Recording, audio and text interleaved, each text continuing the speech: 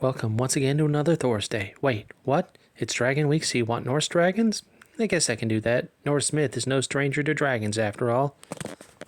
In this particular Whitman sample of dragons, we start with the big one, which I'm going to make a good faith effort in pronouncing, and I'm going with Nidhogg, the dragon that gnaws at the roots of Yggdrasil. Now, a dragon gnawing the roots of a tree isn't a big deal unless you're a Viking whose cosmology is based on all the worlds being in the branches of a tree, in which case this is a cosmic level threat.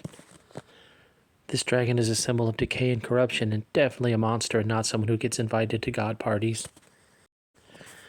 Next up, we've got Fafnir. Now, Fafnir didn't start off as a dragon. He was a dwarf, one of those crafty types you'd expect to be forging magical swords or herding coarse gold.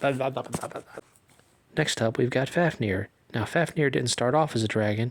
He was a dwarf, one of those crafty types you'd expect to be forging magical swords or hoarding cursed gold. Turns out he chose the hoarding cursed gold option and transformed into a dragon out of sheer greed, which, happens. This guy was so possessive of his treasure that he abandoned his whole species. That's a whole new level of commitment. Unfortunately, it's not the kind of commitment that turns you into a species, but, well, Gollum. Fafnir is a cautionary tale. When you let gold own you, you lose your humanity, or in this case, dwarfity? And then there's Jormungandr, the Midgard serpent. Yes, technically a serpent, but he's so dragon-coated it hurts. He's the child of Loki, sibling to Hel and Fenrir, and he's out there just casually encircling the entire planet.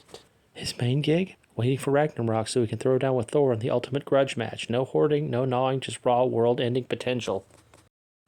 And if you take nothing else from anything I ever say, just know this.